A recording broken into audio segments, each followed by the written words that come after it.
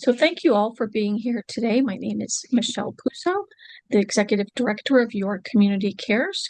And here we are talking about technology supporting deaf and hard of hearing communities.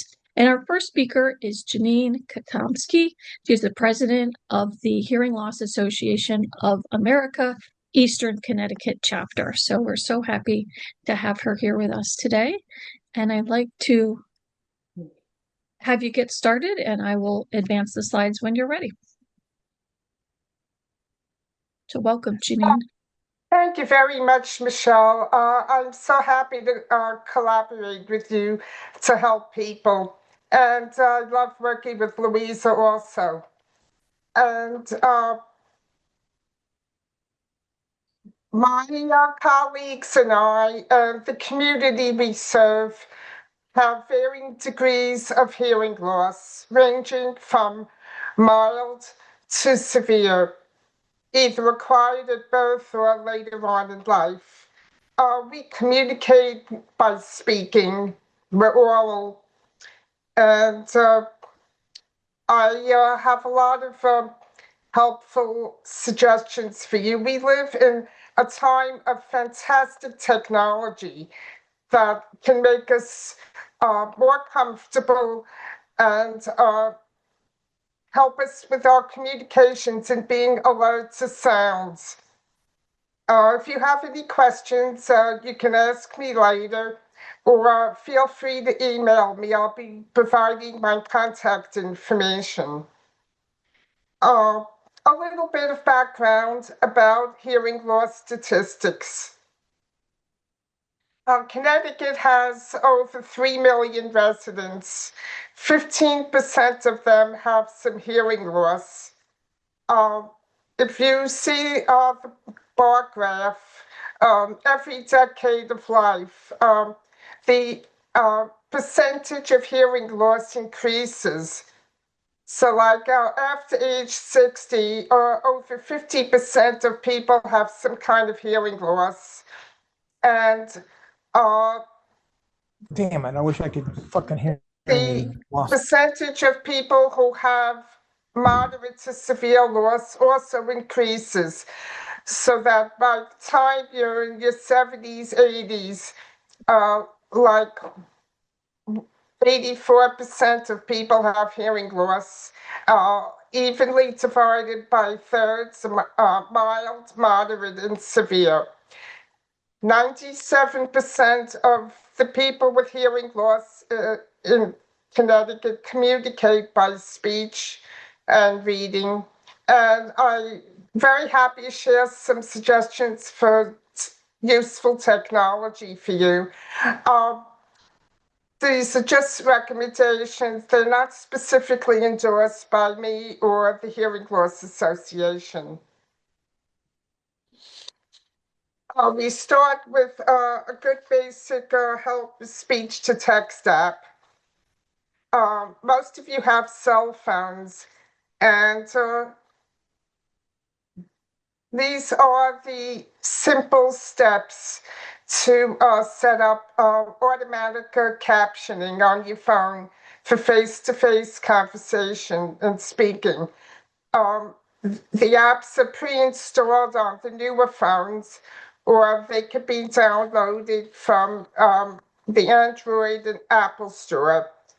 For Android, number 10 or later, or the Samsung Series S20 or later, or the Z Flip.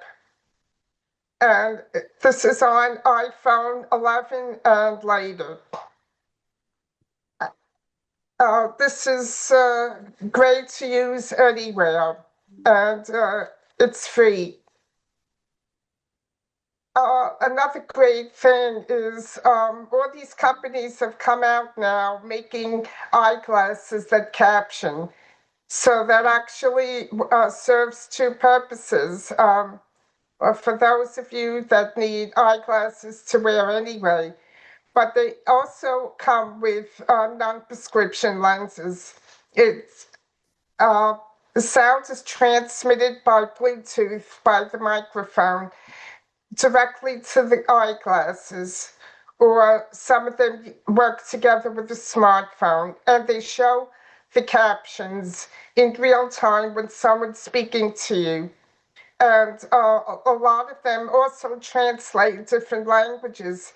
So if you have a hearing loss and you're traveling in Japan and someone comes up to you and talking Japanese, the captioning in your eyeglasses can automatically translate it into English for you. The cost of this is ranges from $300 to $1,000. You may be eligible for financial assistance and or from vocational rehabilitation. And it costs about $15 to $50 a month. Okay, another super thing to have is caption. It's free. It could be installed on your phone. It's funded by the FCC. They caption incoming and outgoing calls and also voice messages. And it works with Wi-Fi. If there's no Wi-Fi available, it also works with cellular data. There's also now text to 911. It's available in various cities in Connecticut since 2017 for emergency calls. The FCC requires this. It uses next generation 911 technology to accept text, data, and images. There's a registry here to check for the locations of the call centers that accept these in Connecticut. Text, low line, 911, low line, master, low line, PSAP, low line, registry. And what you do is if you ever need to use this, if you have hearing loss or speech impediment, or domestic violence, home invasion, any situation where you can't openly talk, but you could text. You enter 911 in the blank space where you put in a new message. You put in the brief message, your location, and your emergency. Do not attach videos or photos and stay connected. If there's no service, you get a bounce back message telling you to call 911. And if you cannot hear, with a phone call, that's where caption comes in, and in the text caption your calls. Okay, after this, let's talk about hearing loops. For those of you who have a hearing aid or cochlear implant with a T-coil installed in it, the way it works is when you go to a medical office or any meeting room or theater, there's a basic transmitter connected to copper wiring that goes around the perimeter of the room. And then it's connected to the microphone of the speaker or sound system. And this copper wiring generates a magnetic field that connects with the T-coil in your device. And it's like direct amplification in your ear. It's really great. And I advise people, if they're getting a hearing aid, to ask your audiologist for it. This T-coil is available in the hearing aid models that go behind the ear, or the larger in the canal molds. The companies that have this are Phonak, Starkey, Oticon, Widex, and Resound. There's at the bottom of this slide the website to locate the places in Connecticut that have hearing loops in the different cities. Time number 2, time2loopamerica.com/loop-locator/. Okay, now we're going to talk about specific situations, and one of the most important things for us is when we have medical appointments and we have to go to the doctor's office or hospital. The ADA gives you the right to accessible communication with medical providers, and this takes precedence over HIPAA, patient privacy. I want to mention a form that you can get on the website, hearingloss.org, which is the website of Hearing Loss Association of America. This is the Communication Access Plan. You fill out details about your disability, devices you use, your preferred mode of communication, and you hand it to the nurse or the receptionist. And it's a good idea to tell them you have a hearing loss, and when a staff person comes out to call you in to see the doctor, they should be discreet and come over to you or get your attention. There's a few options for communication in medical settings. You could use the speech-to-text app on the phone. There's Pocket Talkers, which is a portable amplifying system. And CARD is when somebody transcribes the conversation for you. UB2O is a set of 2 keyboards with screens for one-to-one communication. And there's whiteboards, notepads, and pens. The Pocket Talker has headphones attached to it, and you can use them with or without hearing aids. And the UB2O, if you're speaking to a doctor or a medical staffer, each of you is typing on your screen and a keyboard. You see both persons' conversation in real time. It's wireless. It uses a transceiver. It does not use internet, which is why places like the government offices and law enforcement, DMV like using it because it maintains privacy. And you could buy this from SCOM, lowercase s, uppercase C, lowercase OMM. You could get it cheaper on eBay. And this is covered by vocational rehab and the VA and Medicare. It meets the insurance coding requirements as a medical necessity. We also have a Roger pen. We're talking now about business settings. We have the aforementioned hearing loop speech-to-text app. A Roger pen is a wireless microphone that looks like a fat pencil. You can hold it in your hand or hang it around your neck, or it stands on the table, and it amplifies the speech sounds, and it works together, streams directly to the hearing aids. We also are now talking about entertainment. They use for theaters and entertainment the hearing loop and Auracast.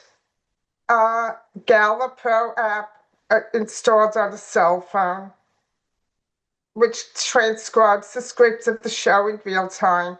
There's also a special handheld device that some theaters can lend you, as shown in the picture there, that transcribes in real time. I've explained about hearing loops. Oracast is now being set up and expanding. It works on Bluetooth technology. It allows just one transmitter to broadcast high quality audio simultaneously to everybody in the audience that has the receivers on their hearing devices. And it's like tuning into a network. You can adjust the settings to stream the audio on your hearing device. So right now, we still use hearing loops, but Orcast will be coming in and working together with it. You have to ask for a hearing aid that's enabled already for Orcast. And right now, Starkey and ReSound next year have that capability to pick up Orcast. All right.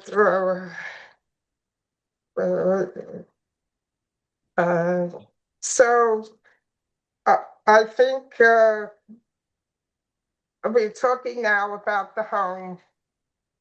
Sorry, the home is a very important place for us.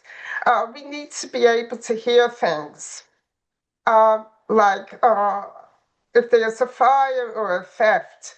The company I use is ADT. It's really loud. The remote sensors have flashing strobe lights. They customize it for you and put it in every room you need it. Doorbells, you could set up remote ringers that also are very loud with flashing lights to alert you when the visitor's there. Alarm clocks, they come with a loud ringer with an attached vibrating shaker button. I put mine inside my pillowcase, guaranteed it always wakes me up. And they also make watches and wristbands. When the alarm goes off to wake you up, they vibrate if you're more comfortable with that. And even though many of us have cell phones, some of us still use landline phones. They're free from the FCC, no extra monthly charges, and they caption messages also. There's a couple of nice companies like CapTel and Caption Call. Your television, all the TVs since 2003 and 13, I'm sorry, must include closed captions. They convert audio into text. They synchronize it with the video on TV. Since 1990, TV sets larger than 13 inches have built-in decoders to do this, and it's required by the FCC and the ADA. Now, for public places also, like airports. And I think that covers a lot of your basic needs. I hope I've helped. By the way, Amazon and Diglo, DIGLO.com, are good resources to look for these assistive devices if you have hearing loss.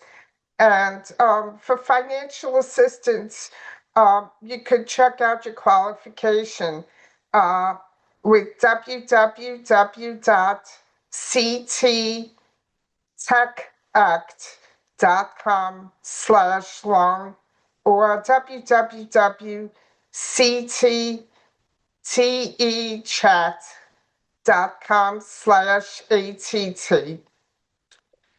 I hope you have found my presentation helpful.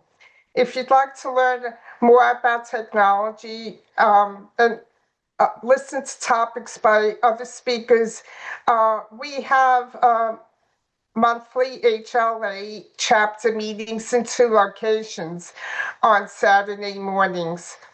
And one is at Workspace in Manchester, the other one is starting in Norwich, Otis Library.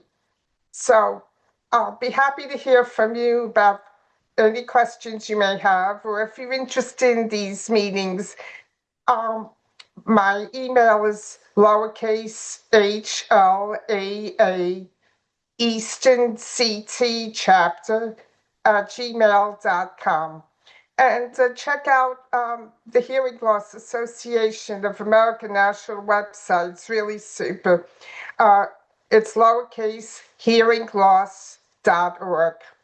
Thank you so much for listening to me, and I hope I've helped you. Thank you so much, Jenny. We do have one question about the eyeglasses. I think you mentioned that there was a cost for the glasses, and then is there an additional monthly cost that you mentioned as a subscription? Is that correct? Yes, the subscription's between $15 and $50 a month, depending on the eyeglasses. Okay, thank you. There's another, trying to see the other question here.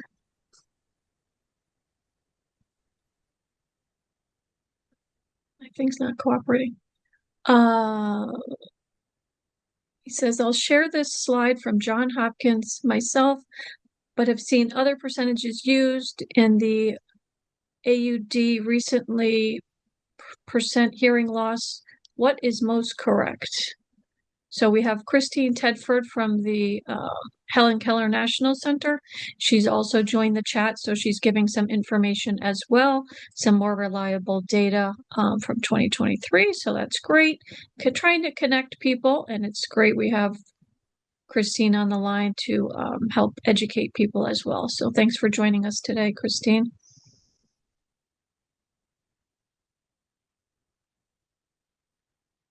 Anybody else have any questions for Janine? You can always ask at the end as well. All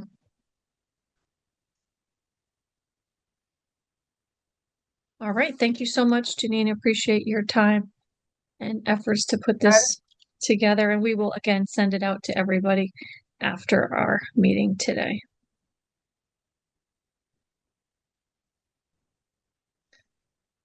Okay, so I'm going to switch over to Louisa's presentation. And we will also be switching interpreters, I think. All right, just want to make sure everybody has enough time to catch up. So Louisa is the president of the Connecticut Association of the Deaf. So thank you for being here today. We appreciate your time. And I will advance the slides when you're ready.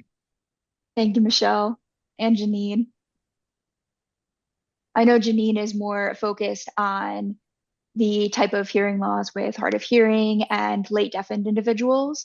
I'm going to be focusing more on deaf, deaf-blind, the deaf and deaf-blind community. And I'll introduce myself a little bit as well. I'm 3rd generation deaf. I have 2 deaf adult children and 4 grandchildren, 3 of which are deaf. And looking back, when I was growing up, there was no technology at all. We had nothing. My parents were married and lived in a house that they would leave the front door unlocked because they weren't able to hear if anybody came and knocked on that door. And one night, my uncle had arrived home from the army and had tried to get my parents' attention using a flashlight. He was shining the flashlight through the windows trying to get their attention. My mom opened the window and realized, oh, okay, my brother has arrived home. It was about 1 or 2 in the morning. So that is what they were experiencing at that time. There was no technology at all. And that's what my parents had to go through. And then when I was born, my parents had no way of hearing if I was crying during the night. So they had brought the crib right next to their bed and attached a string that my mom would hold on to the string that was attached to the crib so she could feel if the crib moved at all. And then when my brother was born, they had finally been able to get a flashing light that would be able to alert them, as well as a flashing light for the doorbell. So that was the time period when I had started going to school and where we had to speak at school. We weren't signing, but we used sign at home. So I learned both English and ASL growing up. I had no interpreters at school and many things back then. For example, if I went to see the doctor, we wouldn't have an interpreter. We would have to write back and forth with the doctor or bring a family member who was able to sign decently enough. If they were able to fingerspell, we could bring them along. And we had to use neighbors to make phone calls. We were not able to watch TV with captions. We had to look and just assume what was going on. We really had no idea.